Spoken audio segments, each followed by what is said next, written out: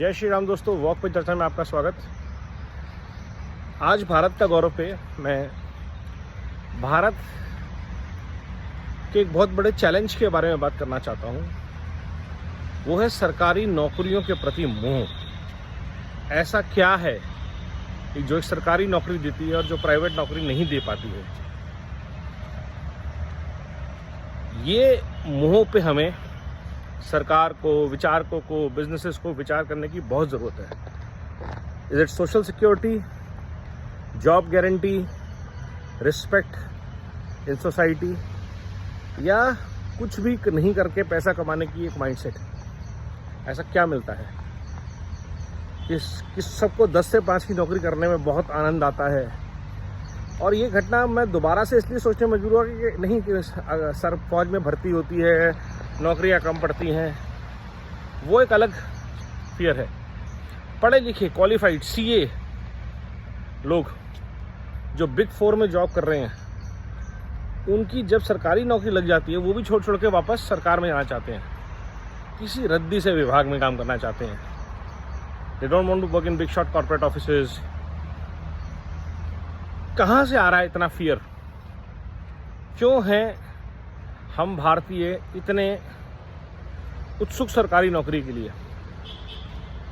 और मेरी हर डिस्कशन का निष्कर्ष घूम फिर के पॉपुलेशन पे चला जाता है, क्योंकि हमारी आबादी इतनी है कि हमें एक अगर सरकारी नौकरी टाइप की फिक्स्ड इनकम सोर्स, जहाँ पे हमारा कोई कुछ ज़िंदगी भर नहीं बिगाड़ सकता, मिलती नहीं है। हमें नहीं पता कि कल हमारे साथ क्या होने वाला है, कब हमारा व्यापार बंद हो जाए, कब हमारी नौकरी चली जाए। बड़े बड़े IIT IIM के लोगों को बड़े बड़े सेक्टर्स में जो लगते हैं वो रातों रात निकाल दिए जाते हैं। एडटेक का हमने हाल देखा, पेटीएम में हमने हाल देखा, और बड़े बड़े और स्टार्टअप्स में, कंपनीज़ में हमने देखा। वहीं बड़ी बड़ी जो एस्टैब्लिश कंपनीज़ हैं, टाटा, महिंद्रा, रिलायंस, उनमें काफ़ी हद तक जॉब सिक्योरिटी रहती है, क्योंकि उनके स्टेबल बिजनेसेस हैं, सालों तक लोग वहाँ रहते हैं। तो कहीं ना कहीं हमें ज़रूरत है कि एक्सचेकर से हट के, सरकारी खर्चे से हट के लोगों को स्टेबल जॉब्स के लिए हम एनकरेज करें, या स्टेबल इनकम सोर्सेज के लिए मोटिवेट किया जाए, डेवलप किए जाएँ ऐसे इनकम सोर्सेज कि जब आपकी मान लीजिए जॉब नहीं है, फॉर एग्जांपल आपका PF कटना बंद हो गया, तो सरकार आपको एक X अमाउंट ड्यूरिंग द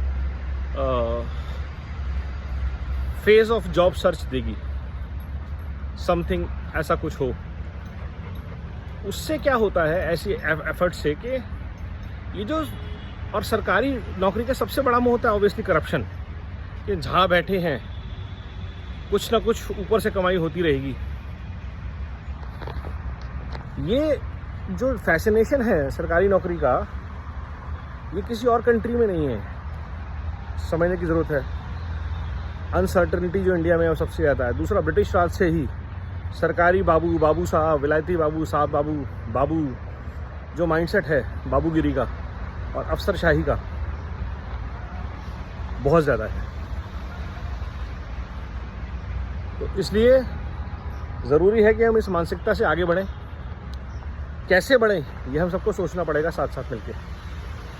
और अब वक्त आ गया है, क्योंकि ये नहीं तो एक बहुत बड़ी समस्या बनने वाली है। इस पर बेरोजगारी बोल के लोग खेलेंगे। तो जॉब स्टेबिलिटी, ग्रोथ, इसके ऊपर मिल के देश को, देश के बिजनेसेस को काम करना है।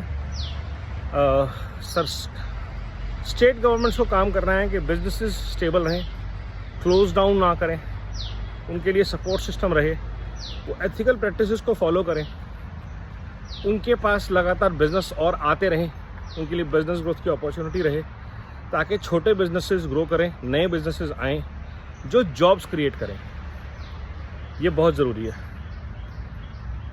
एक बहुत बड़ी फैक्ट्री लगती है, 5-6 साल बाद हॉलीडे इंसेंटिव ख़त्म हो जाता है, वो फैक्ट्री बंद हो जाती है। रुद्रपुर का हाल देख लीजिए, कौसी है, बड़ी बड़ी फैक्ट्रियाँ बंद हो गई। अब वो युवा कहाँ जाएगा जिसने 10-15 साल काम कर लिया उस प्लांट में? उसके बाद उसकी नौकरी का क्या? अब 22 साल में किसी ने ज्वाइन किया, 35 साल में उसको नौकरी से निकाल दिया कि या तो आप जहाँ पे थे वहाँ काम कर लीजिए, और या फिर सीधा 1000 किलोमीटर दूर गुजरात के चलिए, हमने प्लांट वहाँ शिफ्ट किया, तमिलनाडु चले जाइए, वो एक बहुत बड़ा चैलेंज होता है। तो लोकल लेवल पे लोगों को नौकरियों का इंतज़ाम हो, ग्रोथ हो, कोशिश की जाए ज़्यादा से ज़्यादा दूर दराज इलाकों में फैक्ट्रियाँ प्लांट लगे। अब हाईवेज़ की कनेक्टिविटी बहुत अच्छी है, एयरपोर्ट की कनेक्टिविटी बहुत अच्छी है, लॉजिस्टिक्स कॉस्ट नीचे आ रही है, ज़मीन के खर्चे, बिजली पानी अगर सरकार इंतजाम कर दे, स्किल सेंटर हर जगह बन सकते हैं। तो एक नया इकोसिस्टम खड़ा किया जाए जहां मेगा सिटीज़, मेगा सेंटर्स की जगह छोटे छोटे गांव शहरों में बिजनेस हब्स बनाए जाएं, इंडस्ट्रियल हब्स बनाए जाएं, ताकि लोगों को वहां नौकरी मिले। और उसके साथ लाया जाए पॉपुलेशन कंट्रोल लॉ, बहुत क्रिटिकल है हमारे लिए। आज अगर पॉपुलेशन कंट्रोल लॉ आएगा तो अगले 20 साल में जाके उसका कोई इम्पैक्ट आएगा। मिलकर सोचते हैं इस विचार पे और आगे बढ़ते हैं, ताकि भारत और उसका गौरव बढ़े, घटे नहीं। वंदे मातरम, नमो भारत, जय हिंद।